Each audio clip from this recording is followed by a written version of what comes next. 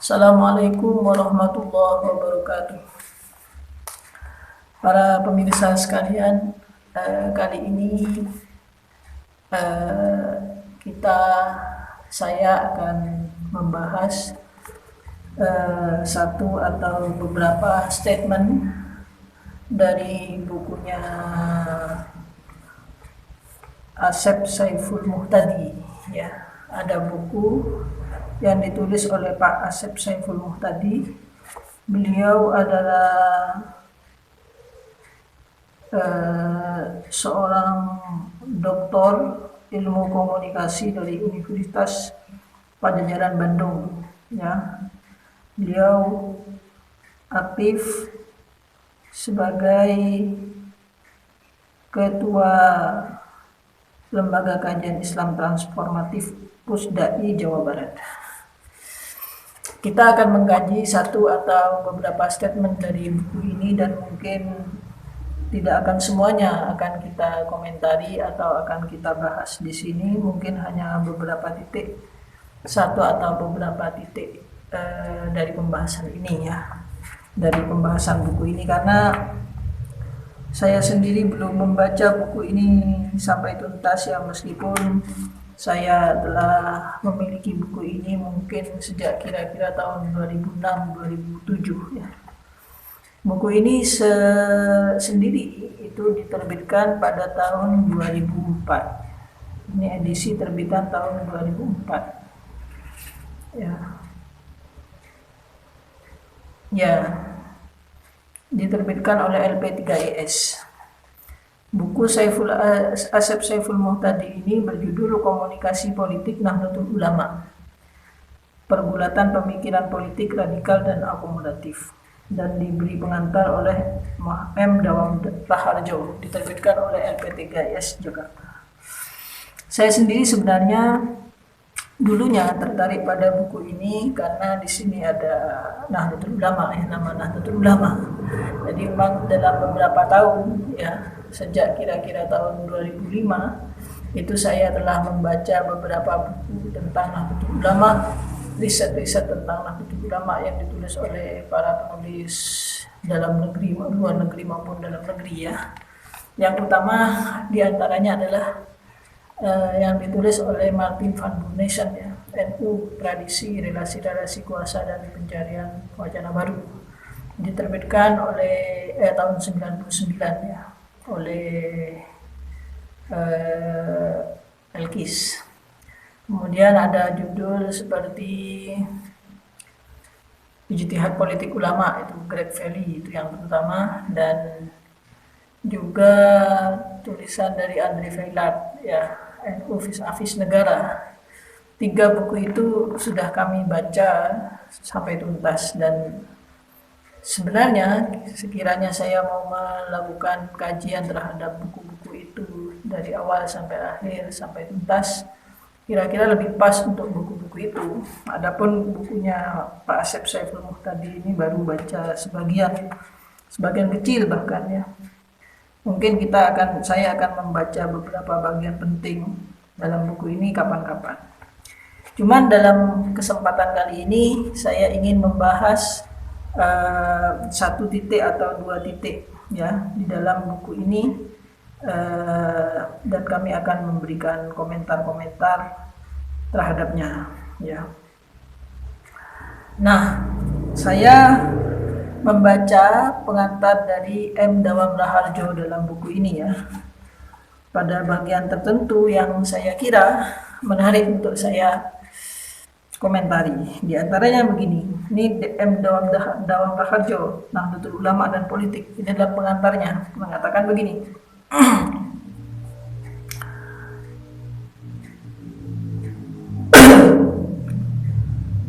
Umat Islam Indonesia sendiri dikenal sebagai penganut madhab Syafi'i, katanya. Umat Islam Indonesia sendiri dikenal sebagai penganut madhab Syafi'i. Namun NU di Indonesia lebih terbuka, sehingga dalam pembahasan mengenai fikih dan hukum-hukum agama, NU bisa melakukan analisis perbandingan madhab sebagaimana dilakukan oleh Ibnu Rushd, filosof Muslim abad pertengahan dari Andalusia yang dikenal rasional itu. Anehnya, kitab fikih Bidayatul Mujtahid yang lintas madhab itu tidak diajarkan di pesantren NU, malahan di pondok modern Gontor, Ponorogo yang beraliran modernis itu. Nah, saya ingin memberikan komentar terhadap apa yang disampaikan oleh Pak Dawam Raharjo ini, ya, yang mengatakan bahwa umat Islam Indonesia sendiri dikenal sebagai penganut mazhab Syafi'i. Namun NU di Indonesia lebih terbuka sehingga dalam pembahasan mengenai fikih atau hukum-hukum agama NU bisa melakukan analisis perbandingan mazhab sebagaimana dilakukan oleh Ibnu Rus, filosof Muslim abad pertengahan dari Andalusia yang dikenal rasional itu. Nah, ini saya setuju ya bahwa NU itu bisa terbuka ke dalam 4 mazhab itu. Abu Hanifah, Imam Malik bin Anas, Muhammad bin Idris Asy-Syafi'i maupun kepada Ahmad bin Hambal ya. Di dalam statuen NU tahun 1928 ya. Jadi NU itu lahir tahun 1926, akan tetapi dia itu baru memikirkan statutanya itu tahun 1928 ya. Nah, itu dalam analisisnya Martin Bunnesen dikatakan bahwa sedari semula NU itu sudah tidak mementingkan suatu legal formal, yang penting adalah gerakan kebudayaan. Nah, akan tetapi menarik ya bahwa NU baru statuennya itu baru diajukan tahun 1920. NU itu sepakat dulu membentuk organisasi, lalu kemudian mengurus statuennya itu kepada pemerintahan Hindia Belanda itu setelah itu. Jadi bukan seperti organisasi-organisasi yang lain. Baru tahun 1928 disahkan statuennya sehingga NU menjadi berbadan hukum, atau istilah Belandanya itu berbadan hukum itu Rechtspersoonlijkheid. Rechtspersoon ya. Jadi memiliki badan hukum itu setelah tahun 1928. Nah, di dalam statutanya itu dikatakan bahwa NU itu tujuannya adalah memeriksa kitab-kitab yang dikaji yang di pesantren di Indonesia itu, kurang lebih begitu, untuk apakah dia itu termasuk dari kalangan ahli sunnah atau ahli bid'ah. Nah, itu perkataan begitu menurut Bunnesen. Justru itu kan katanya Bunnesen mengatakan bahwa dengan mengatakan begitu dalam statutanya, justru berarti para ulama itu membalikkan tuduhan bid'ah itu kepada kaum yang selalu mengkritik bahwa NU itu identik dengan bid'ah gitu. Nah, kemudian dikatakan bahwa NU di situ menganut madhab hukum fikih di dalam empat madhab, yaitu Abu Hanifah, Imam Malik bin Anas, Imam Muhammad bin Idris Asy-Syafi'i, dan Imam Ahmad bin Hambal. Jadi 4 madhab itu terbuka. Lalu masalahnya kenapa mayoritas penganut umat Islam itu di Indonesia itu adalah Syafi'i dan tidak madhab-madhab yang lain? Faktornya secara kesejarahan karena memang dai-dai atau para penyebar Islam di Indonesia ini kebanyakan dari ulama Yaman, Hadramaut, di mana di Yaman itu rata-rata bermadzhab Syafi'i. Ya, itu satu. Yang kedua, meskipun NU itu mengatakan bahwa di dalam statutanya itu terbuka untuk 4 madhab, yang sebenarnya itu memang sudah menjadi tradisi keilmuan. 4 madhab itu tradisi keilmuan para ulama Nusantara ketika belajar di Mekah. Ada madhab Abu Hanifah, madhab Imam Malik, madhab Imam Syafi'i, dan madhab Ahmad bin Hambal. Akan tetapi yang berlangsung di Indonesia sendiri adalah madhab Syafi'i. Bukan berarti para ulama itu tidak mengerti ya madhab-madhab yang lain ya. Karena begini, kalau kita misalkan melihat di dalam bukunya, di dalam kitabnya Syekh Mahfud Termas itu ya, yang judulnya Jawahirul Asanid apa-apa itu yang saya punya itu. Di situ ada semacam ijazah ya, atau pemberian wewenang yang menandakan bahwa Syekh Mahfudz Termas itu tuntas mengaji kitab-kitab itu. Nah, di dalam sanad-sanad itu terdapat sanad-sanad kitab madhab Abu Hanifah, Imam Malik, Imam Syafi'i, dan Imam Ahmad bin Hambal. Nah, itu menandakan bahwa beliau juga belajar kitab-kitab madhab fikih di situ. Akan tetapi utamanya yang menjadi perhatian para ulama Indonesia ya, seperti Mahfudz Termas, Syekh Nawawi Banten dan sebagainya adalah madhab Syafi'i, karena yang berlangsung sudah memang kebanyakan mayoritas umat Islam itu sudah melaksanakan madhab Syafi'i itu. Nah, berkaitan dengan keterbukaan ini, tapi kita melihat bahwa di Indonesia itu pertanyaannya kemudian kenapa yang banyak berlangsung adalah madhab Syafi'i, kenapa tidak yang lain? Ya faktornya karena pendakwah tadi yang para ulama Yaman tadi yang berasal dari Yaman yang rata-rata bermadhab Syafi'i. Yang kedua, akses kitab-kitab yang bermadhab yang lain itu tidak sebagus sekarang, selancar sekarang. Bisa kita download dari internet ya, kitab madhab fikih, bahkan di luar madhab yang 4. Akan tapi akses kitab zaman dulu ya sulit untuk membawa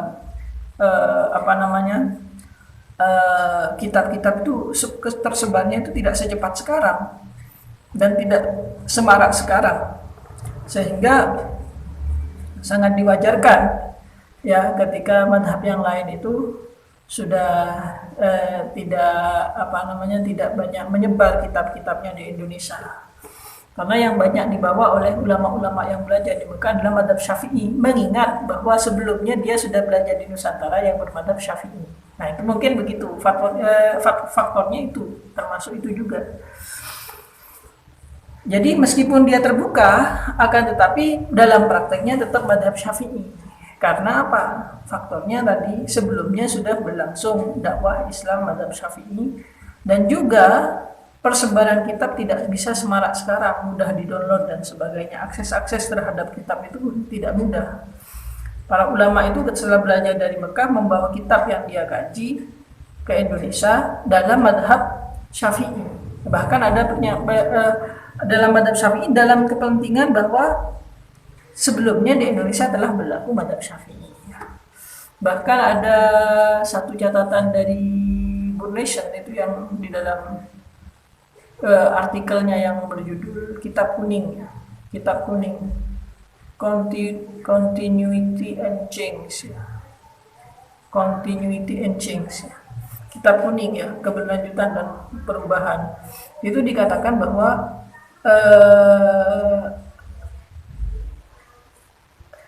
Kiai Hasyim Asy'ari, beliau itu sangat suka sekali membaca ya, atau sangat suka sekali membaca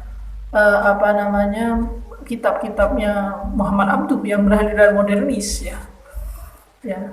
Beliau sangat suka, dan tafsirnya Muhammad Abduh itu Al-Manar itu tafsir Muhammad Abduh, tafsir Al-Manar itu dibaca habis oleh Kiai Haji Hasyim Asy'ari. Di dalam bukunya, dalam artikelnya Burnation dikatakan begitu. Akan tetapi Kiai Hasyim Asy'ari tidak mengajarkan, tidak membacakan kitab itu kepada santri-santrinya, karena sebenarnya Mbah Hasyim Asy'ari sendiri selain dia membaca juga mengkritik terhadap tafsirnya Muhammad Abduh itu sendiri, juga karena faktor itu, kalau menurut Burnation, faktornya juga karena di dalam kitabnya Muhammad Abduh itu mengkritik cara-cara berpikir tradisional seperti kalangan pesantren itu begitu dikatakan oleh Martin Burnation begitu. Lihat di dalam download artikelnya di internet itu, Kitab Kuning, Continuity and Change ya. Kitab Kuning, keberlanjutan dan perubahan. Oke, lanjut ya. Jadi masalah keterbukaan terhadap madhab-madhab fikih itu. Kemudian ini dikatakan begini. Anehnya, kitab Bidayatul Mujtahid yang lintas madhab itu tidak diajarkan di pesantren-pesantren NU, malahan di pondok modern Gontor, Ponorogo yang beraliran modernis itu.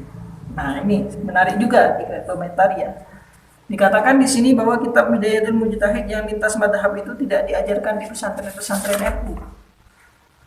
Malahan di pondok modern Gontor, Ponorogo yang beraliran modernis ya. Nah, ini saya berkomentar begini. Ya memang bahwa Bidayatul Mujtahid itu tidak masyhur ya, tidak muktabar ya, dikaji di pesantren NU. Bukan akan tetapi ini tidak menyatakan bahwa kajian lintas madhab di pesantren itu tidak dilakukan sama sekali. Analisis saya itu dilakukan, akan tetapi tidak memakai kitabnya Ibnu Rushd, Bidayatul Mujtahid.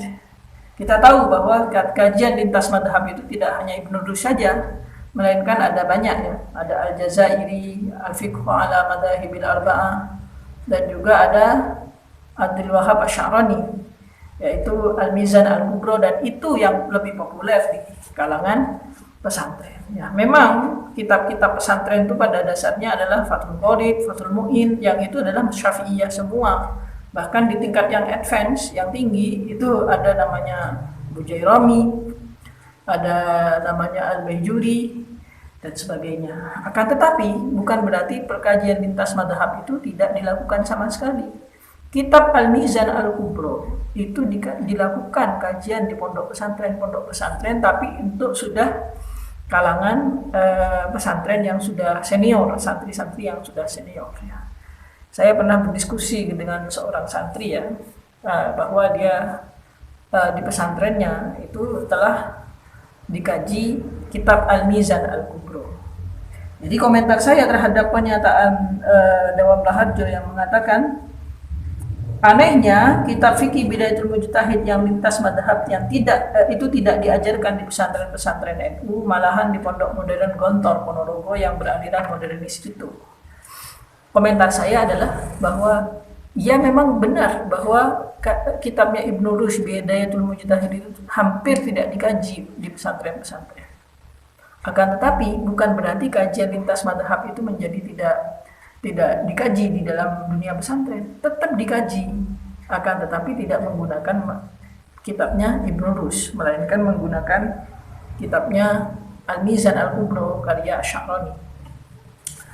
Jadi begitu.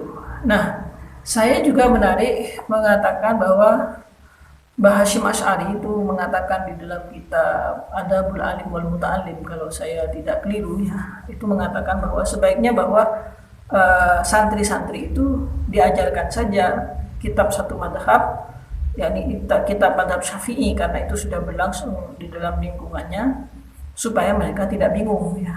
Karena orientasinya adalah pengamalan, bukan kajian-kajian kajian-kajian yang bersifat intelektual ya. Bahwa di pesantren itu adalah kajian juga mengutamakan kajian intelektual.